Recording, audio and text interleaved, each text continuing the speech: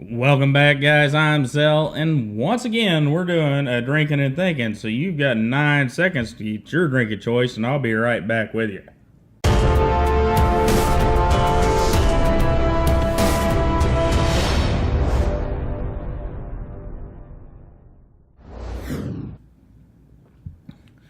Alright, first up, I told you a while back we're going to be changing the name of this show, and we will. I'm just trying to get all the particulars nailed down so that we can have a smooth transition into the new naming format. And the format we've kind of got working here is how we're going to keep it. So, as always, we're going to start with our print and blog news this week. And we're adding in the truth about guns. And at the Truth About Guns, they have an article on the S1 pepper spray gun. This is not your standard pepper spray gun, and you should probably at least go get a look at the video. It's kind of interesting. And Trailblazer Firearms' new 22 single-shot LifeCard. This thing, I think, is going to be a bit controversial. Go have a look and leave comments if you think about it. Come back here and leave your comments on what you think about this device. It's not terribly interesting to me, but the idea is interesting. And then from the Truth About Knives, we have a story of a firefighter that rescued a woman from a boa constrictor. Yeah, boa constrictor.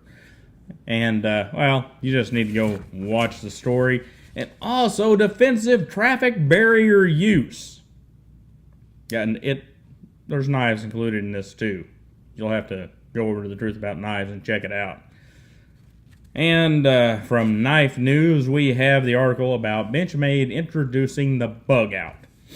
Now, the Bugout is a knife we're probably not going to review here unless I just end up with one somehow, because it's just not my thing. And, well, I've already seen from some other reviewers the Benchmade quality assurance is still in place that they've had for the past couple of years, so that doesn't give me any confidence.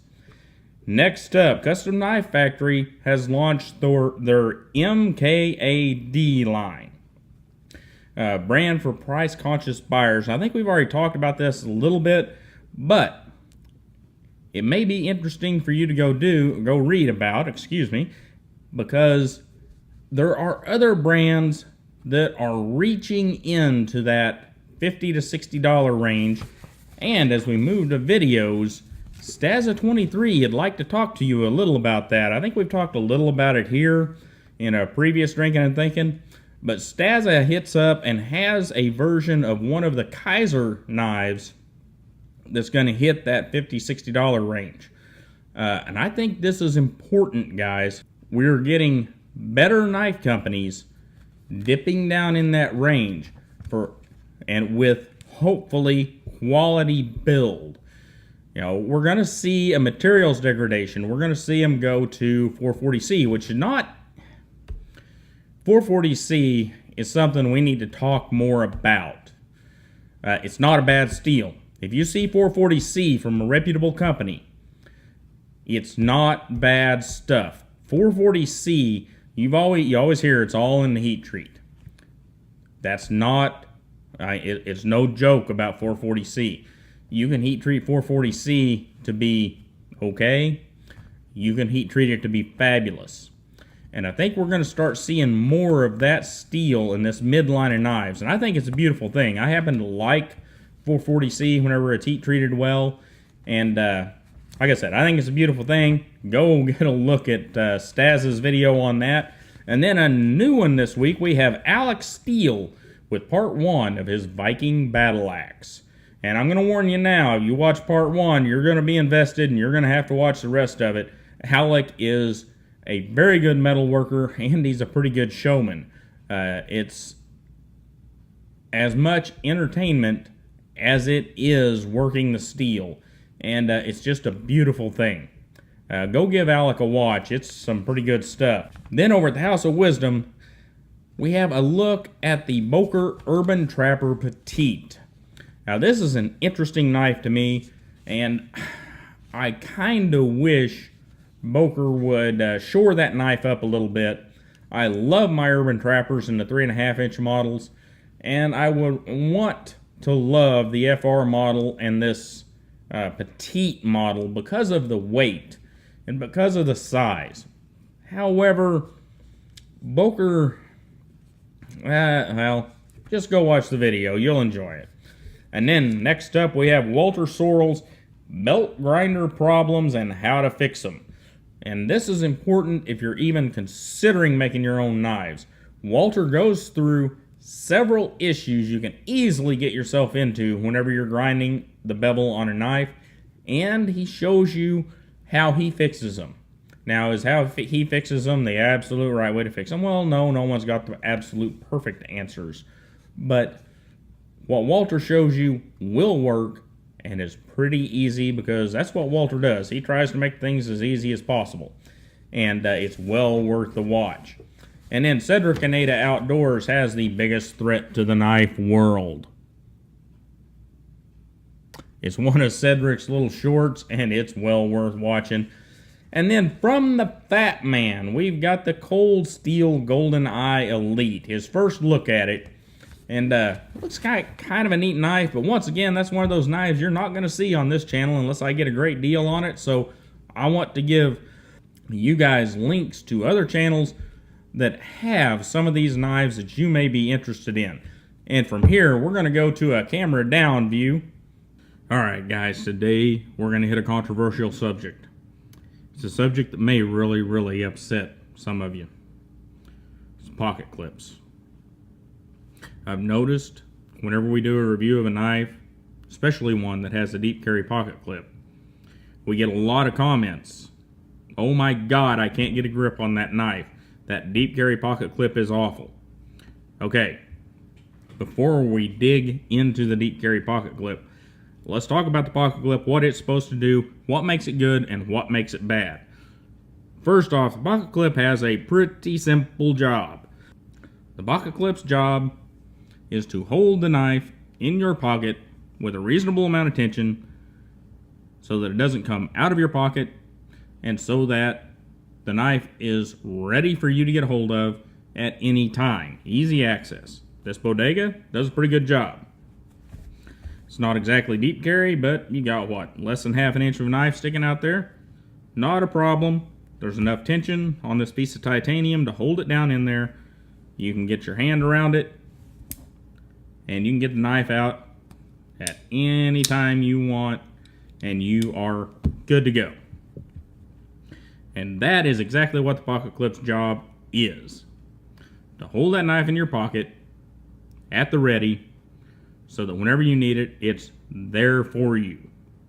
Some pocket clips do a better job than others, of course. I looked and looked, and I don't have any right here on me or right here in the bunker that have the really bad, really high riding pocket clips. But the Rat Model 1 is a knife that does ride pretty high and is saved by the length of the handle as far as staying in your pocket. But here's how this works. If you're wearing pants that are not snug against your leg, and you've got a lot of knife sticking out of here, you have just created a pivot point, a fulcrum point, or a point for this knife to move around as you're working. Now, if you work in an office, it probably doesn't matter. Or if you work doing light duty things, it probably doesn't matter.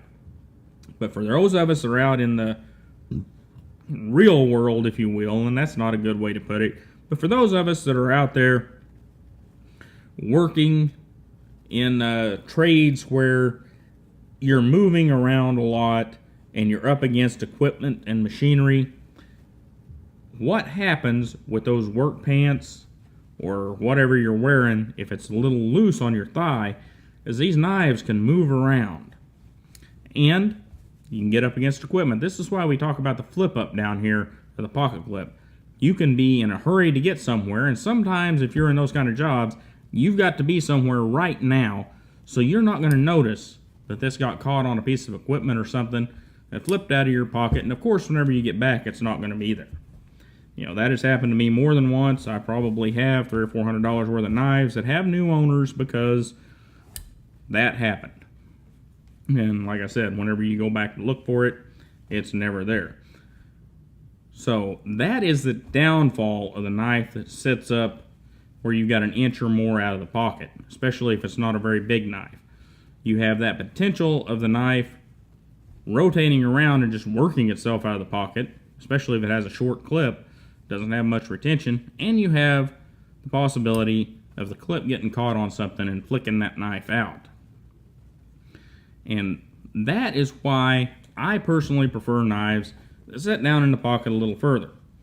Like we looked at this Bodega. The Bodega does a good job of having enough clip and a little bit of knife sticking out, and it works well. And there are others. There's lots of others. The people that get entirely upset are the people that want to talk about clips like this that hold the knife pretty much down in the pocket, where you don't see anything but the fold over the pocket clip. They say, I can't get a hold of that knife. There's no way for me to get a hold of that knife. Okay, well, this is how I envision you guys trying to get a hold of a knife, okay? And, correct me if I'm wrong, scold me in the comments, whatever. But I see you guys taking your thumb and index finger and you go like this. I can't get a hold of it. Can't get a hold of it.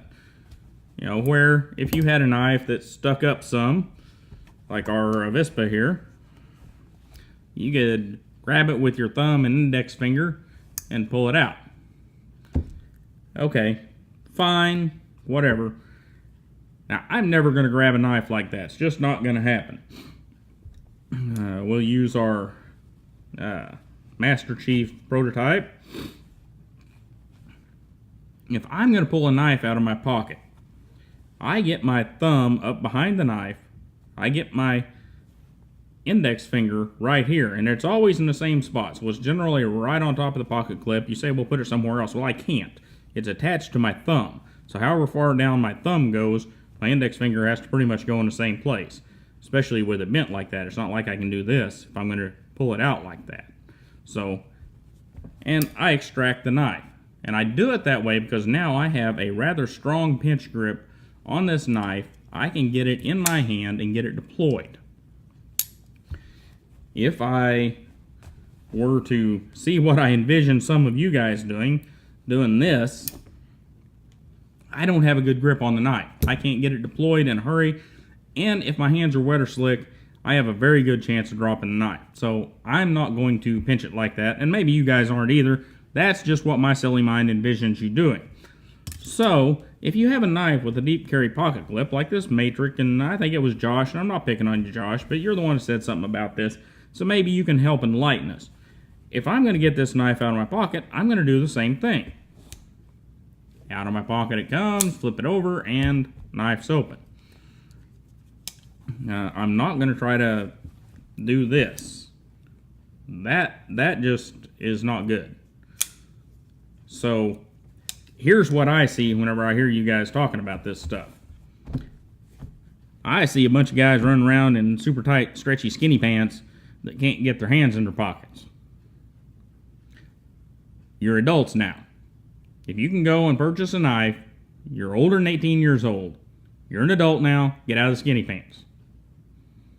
Skinny jeans are not for you anymore. Get with the real world, get you some pants that fit you properly, and you'll be able to get this type of knife out of your pocket with no problem. Okay. All right, so we kind of made fun of it a little bit there, guys. But really, what is the deal? If you can inform me on what the deal is, because I've never thought of pulling a knife out of my pocket any other way than getting my thumb behind it, my index finger curled there, so that I've got a good grip on that knife. And if I couldn't get my thumb behind that knife, and this is even going back to whenever I was wearing 501s, I did this. Then my jeans were too tight and I needed to get a bigger pair of jeans. Or they were about worn out and I needed to get some new ones, whatever. But let me know, guys. Let's have a conversation about this. And get out of those skinny jeans. Get you some jeans that fit you properly. And you guys have a great day. Don't forget to like, share, and subscribe. And I'll see you next time.